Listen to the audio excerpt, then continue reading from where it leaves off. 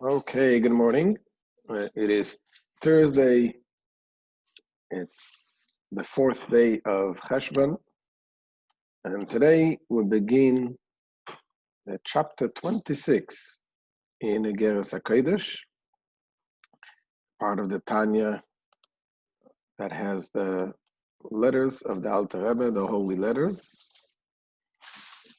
And in this chapter, the Alter Rebbe addresses a part of the Zohar.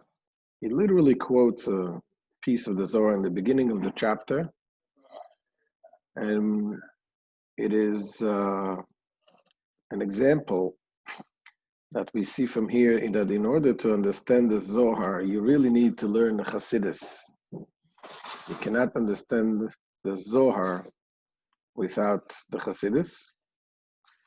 And in this part of the Zohar, it asks a few questions that really, and just to bring it in short, before we read inside, the Zohar mentions basically that there is a difference between the revealed part of the Torah and the mystical part of the Torah.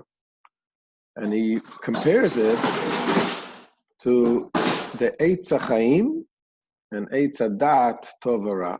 Eitz HaChaim is the tree of life. The Eitz HaDat Tov Ra is the tree of knowledge that is a mixture of good and bad.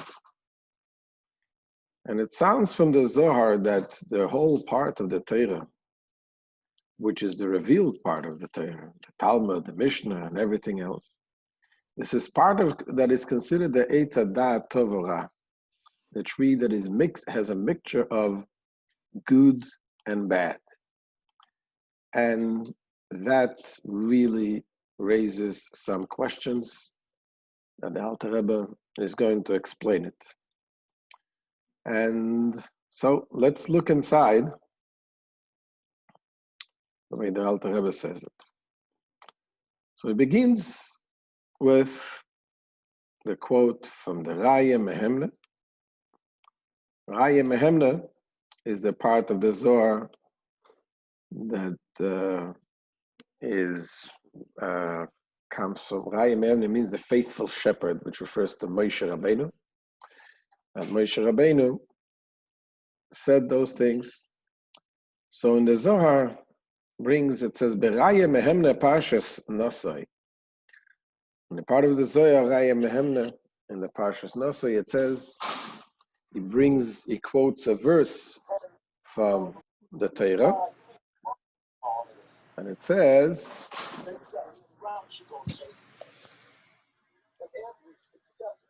Ve'amazhirim ve'amaskilim yaziru kazoyar orakia. Now, just to give us a little background, in the Daniel, the book of Daniel, there it talks about what is going to happen when Mashiach comes.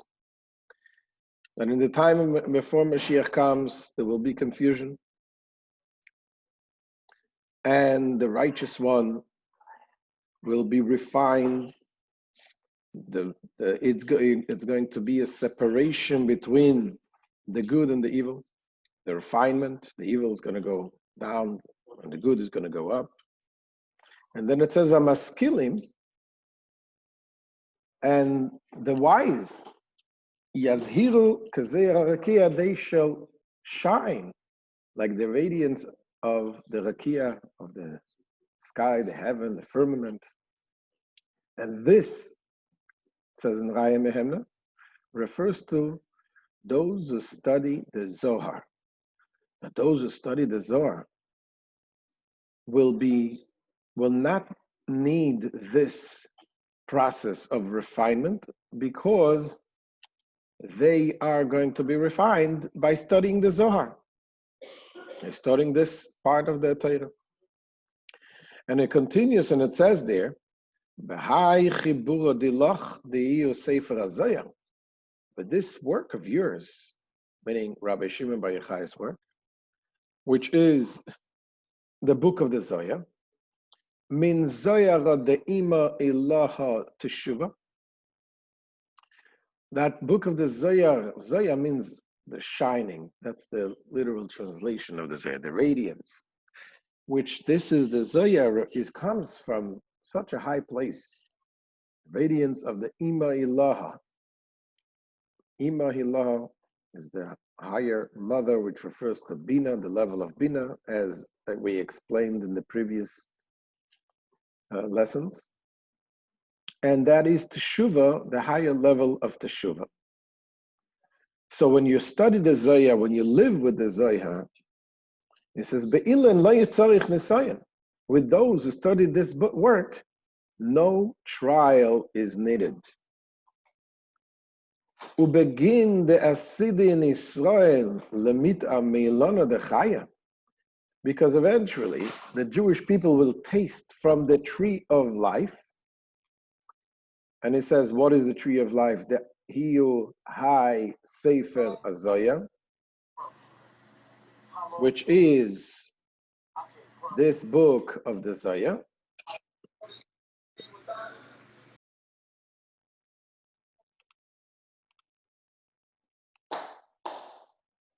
Okay, sorry about this. So, Ifkun Bey min Galusa Berachame. So with this book of the Zohar, it says there in Raya Mehimna, which is part of the Zohar, with this book, they will go out of exile with it in mercy. Veiskayim behoin. And for them,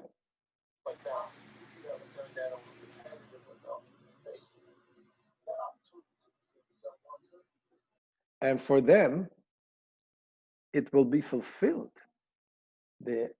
What it says, Hashem badod yanchenu, ve'ein imoy keil necha. That God alone will lead them, and there is no strange God with them. It says this is what the Zohar says about learning of the Zohar. Ve'ilona de toiv ve'ra, de'iyu isur ve'eter. Now, the tree of knowledge of good and evil, which is the prohibitions, the permissions, tuma v'tara, the impurity and purity, loy shalta Israel yasir, will no longer dominate Israel, the Jewish people. The oparnasa dilahoin loy leheve ela mesitra deilona lechayim. Because their sustenance will derive only from the side of the tree of life. The leistamon loikashe mesitra derach, where there is no problematic query, there's no questions, which emanates from the side of evil. There is no disputes, arguments, controversy, which derive from the spirit of impurity. Dichsiv, as it says, Vezruach atuma ahavir min haaretz. It is written that the spirit of impurity I shall remove from the earth. That's what's going to happen when Mashiach comes. The impurity will be removed from the earth. The lo yisparnesun talmidei chachamim me'amei haaretz. It says then, now the talmidei chachamim, the scholars, the righteous people, they're fed from the illiterate people. Then it says the Torah scholars will not be sustained by illiterate people. Elo misitra de toiv, but only from the side of the good, the ochlin tahara, kosher, heter, who eat that which is pure, kosher, and permitted. V'loi me'erev rav, the Ochlin Tuma, Pastel, Isu. And they will not be sustained from the Erev Rav. Erev Rav is something that is used for like what was from the people who came out of Egypt, called the Erev Rav, the mixed multitude people that they eat tuma, impurity, puzzle, that is which is ritually unfit, and isu, which is prohibited. Now, this is what's going to be in the time when Mashiach comes. But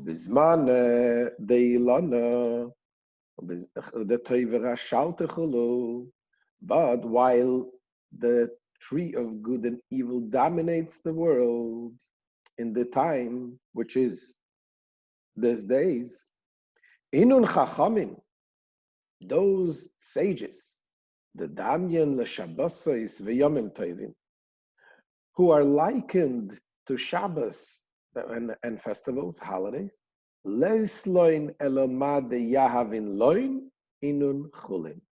They have nothing except what is given to them by those who are called chulin. Chulin means the mundane, unsanctified. This is just like now, kegavno de yom Shabbos. Just like the Shabbos day, the leislei eloma de metaknile be yoma de choil. On Shabbos, you cannot prepare any food. You can only eat what you prepare in the mundane days, in the weekday. So too, it says today, the scholars have only what they get from the other side. However, bismane de sholta ilana de chaya, when the tree of life will dominate, iskafye ilana de tevera, the tree of good and evil will be suppressed. V'lo yehe le'amei ha'oretz, elo ma de yoavin lehoin tamidei chachamim. And therefore, the illiterate people will only have what the Torah scholars give them, v'iskafyen tchoisayu, and they will be subjugated to them, v'keilu lo yava ba'alma, and as if they did not exist in the world. Ve'oche isu ve'eter tuma v'tara lo yisaba me'am ha'oretz. So accordingly, it says, the prohibited and the permitted, the impure and the pure will not be removed from the illiterate people. The mesitrayu leis ben galusa leyemois hamashiach elo shibud malchiyes bilvad.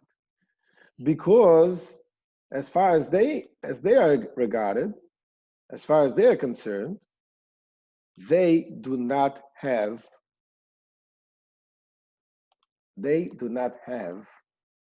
anything except the time of Mashiach. The only difference that will be for them is the only thing is that the Jewish people will be released from the servitude to the nations.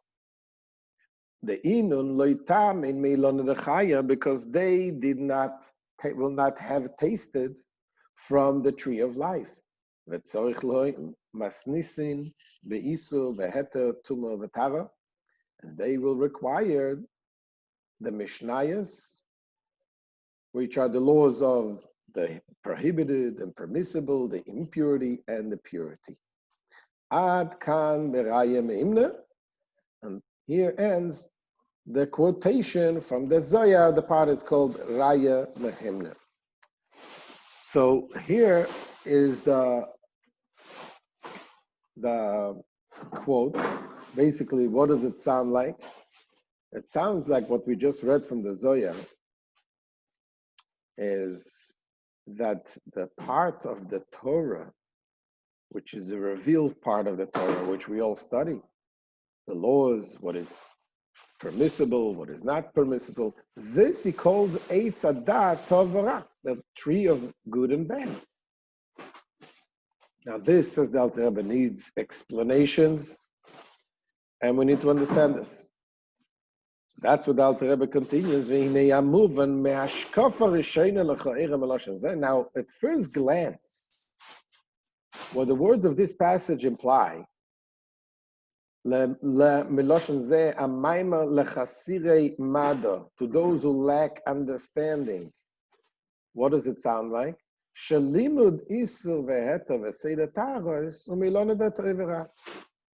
That the study of the laws of the ritual, prohibitions and permissions, and the order of taras, the purities, comes from the tree of good and evil.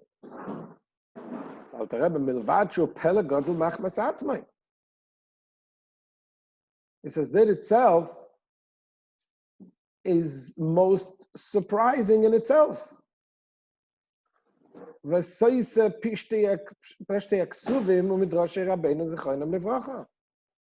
contradicts the plain meaning of scriptures and the teachings of our sages. What do we know? The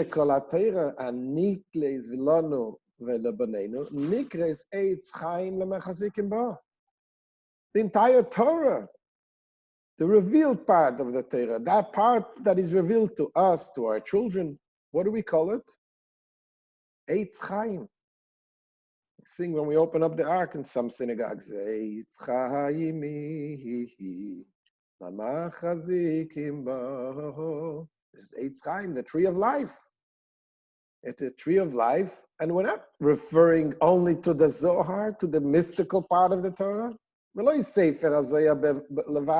entire Torah is called Eitz Chaim, the tree of life. So how could the Zohar say that the whole Torah is called, the revealed part of the Torah is called the tree of knowledge of good and bad, which is a mixture of good and bad. Only the Zohar, only the mystical part is called Eitz Chaim. Ubefrat, this is especially so, Shoyagonus b'meiyem, that the book of the Zohar was really hidden all those years. People didn't know about the Zohar back in those days. V'gam kol chochmas hakabala oison nistera b'meiyem. The entire teachings of a Kabbalah, the wisdom of the Kabbalah was hidden in those days. It was concealed from the Torah, all of the Torah scholars, except for a very select few that knew about these teachings of the Kabbalah.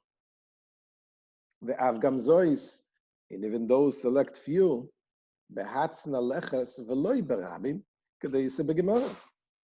they would study it only in a concealed manner, not in public, as it's stated in the Gemara.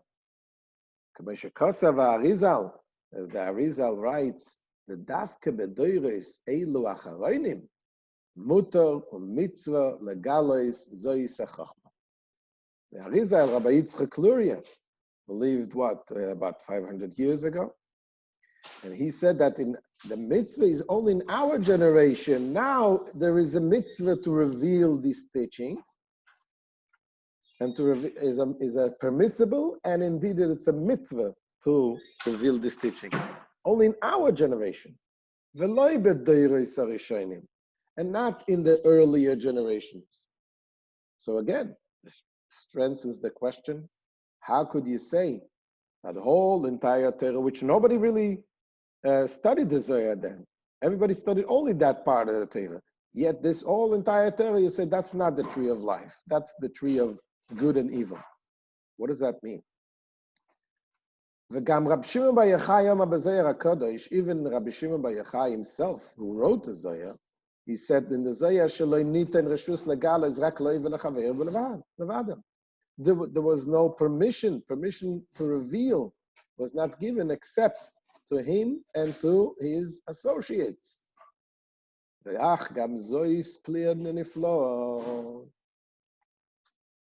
addition to this question, Alter Rebbe is going to say there is yet another question about this part of the Zohar that we just read. This too is a remarkable wonder. Because it says what is going to ask I'll just say it first outside, then we're going to read it inside so we can understand it better.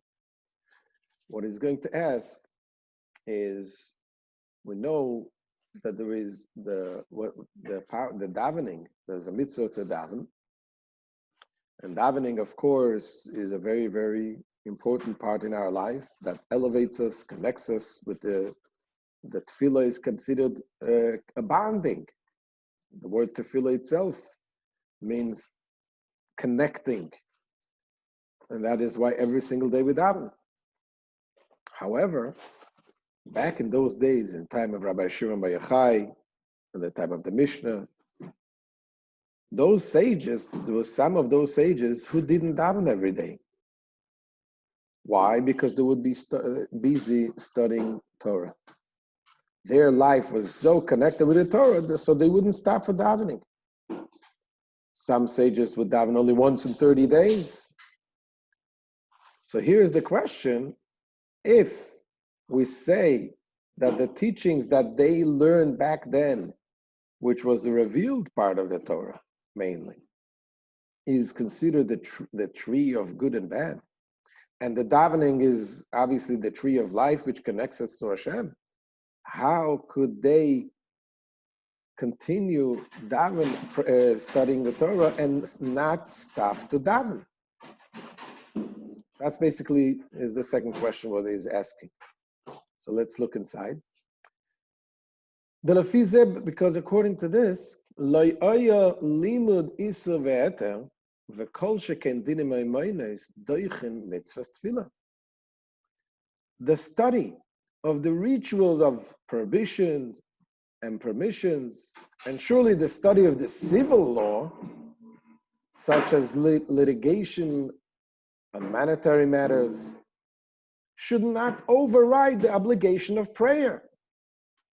Because we're talking about prohibitions, and especially when we're talking about laws, is a big part in the Torah that talks about litigations, which those laws of litigation, a lot of them are really not connected with some spiritual reasons. Many of the laws says, okay, you need to know what the law is, go see what the country rules.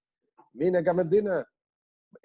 Dina de Malchusa Dina, the laws of the current government is considered law in the Torah when it comes to these laws.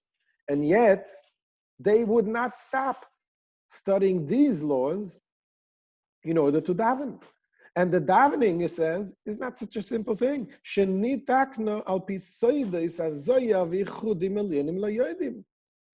The davening was set according to the secrets of the Zohar and the supernal unions, as those who know, those who are familiar with.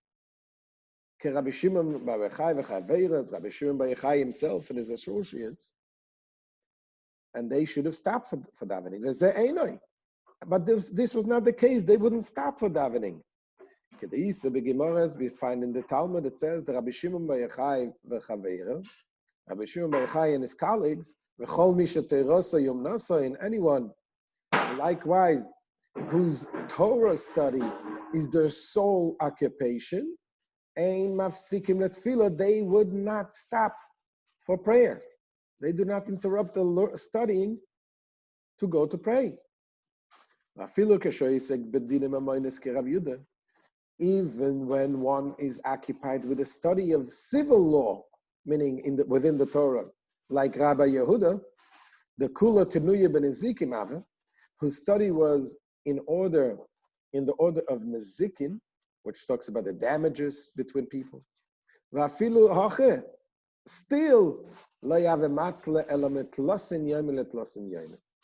he would only pray every 30 days. Because once in 30 days, he would review his study, and then he would stop to daven. Once in 30 days, he'll go to shul, daven. And that raises this question.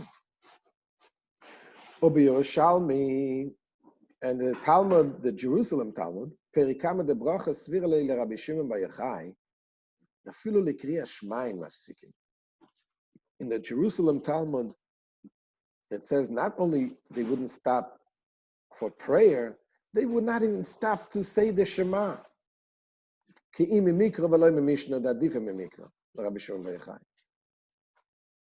Only, they would stop only if they would be in the middle of learning the Mikra, the Chumash, but not from Mishnah, which is in a higher level than the Mikra, in a sense, according to Rabbi Shimon ben Yochai. And he did not differentiate between what part of the Talmud, of the Mishnah you study, whether it's the portion of Zroim, which talks about the agricultural law, Moyed, about the holidays, Kotchim, about the this part of, talks about the holy parts, the sacrifices, and so on. Letaris and Ezekiel didn't differentiate between these or the laws that talks about the impurity and purity or damages and so on. None of them would be something they would stop to go to pray or to say the Shema. And he says, the Mishnah Shivcha Chulu. Here he says, which in a parenthesis, he says that here he talks about the Mishnah at a higher level than the Chumash. In other places, he says that the Chumash is in a higher level and so on. והמקרא שהוא תירס מוישה ודאי עדיפה מקבלה דהי מטרניסה ברא מהם לשם לתירא שבכסב ומלכה. But here it says that the written Torah, which is Torah Shmoisha, is certainly higher than Kabbalah, which is the queen, and the written law is called the Malka. The Ainu Yesod Abba Melubash B'Zeir Ampik Meshikosav Arizal, which is the Yesod of Abba, which is vested in Zeir Ampin, as the Arizal writes. Okay, we're not going to go into this now. Vegam Pilpul Akushis Vatirutzim the Mesitre, the Rav Kedusha, the Rav Ruach HaTumah, Ashkechon Rabbi Shimon Yochai the Osek Beituva. Gam B'Miyosem B'Ma'ara. Now, even Rabbi Shimon bar Yochai himself, going again, still within the questions, even Rabbi Shimon bar Yochai himself, when he was in the cave, he was in the cave for 13 years, what did he study there? Mainly what he studied is the literal part, the revealed part of the Torah. Answers, questions, which is from the side of the Ra and Ruach HaTumah. The questions, as we said, comes from the evil side. Gam b'miyoyso amor, even when he was in the cave. Ve'ad rabba. On the contrary, indeed, the very fact that he underwent this pain and anguish in the cave, he merited to be able to answer all of those questions. The Gemara tells the story. When he came out of the cave, Rabbi Pinchas ben Yair, his son-in-law, and he came and he saw him and he asked him question, and every question that he asked him, Rabbi Shimon ben Yochai gave him 24 answers. And Rabbi Pinchas ben Yair was crying. He asked him, "Why are you crying?" He says, "Because he sees him as was obviously not in a good condition after 13 years being in a cave covered with sand." So Rabbi Shimon bar Yochai told him, "Don't worry about it. Don't cry. See what happened." He says, before I came into the cave, when I asked you a question, you gave me 12 answers for each question. Now, when you ask me a question, I give you 24 answers for every question you ask. So we see from here that in the cave, what did he study? He studied the revealed part of the Torah, the questions, the answers, and so on. And he told him, if you didn't see me this way, I wouldn't be able to answer you like this. And so, in fact, the truth is, the main part of their studying in the cave, who's they, the Rabbi Shimon bar Yochai and his son, was in the part of the Mishnah. Back in those days, there were 600 orders of the Torah, of the Mishnah. Today we have only 6. Until the Rabbeinu HaKodesh, Rabbi Yehuda, they had 600 of them. And that's what they were studying. because it doesn't, because the Sefer HaZoyar v'Tikunim ligma bebeis Gimel Chadashim. Because the Zoyar, he could have finished in 2 or 3 months. He certainly didn't repeat something twice or 3 times. Another question.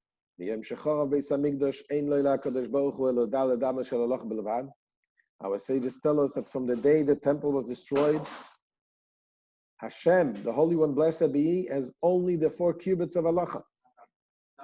So this, again, this is the questions that the Alter Rebbe is asking on this part of the Zohar, and what does it mean?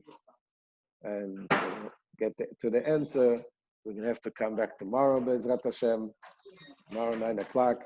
This is the end of today's shir. Thank you for joining, and we'll see you tomorrow. Any questions? Now is the time.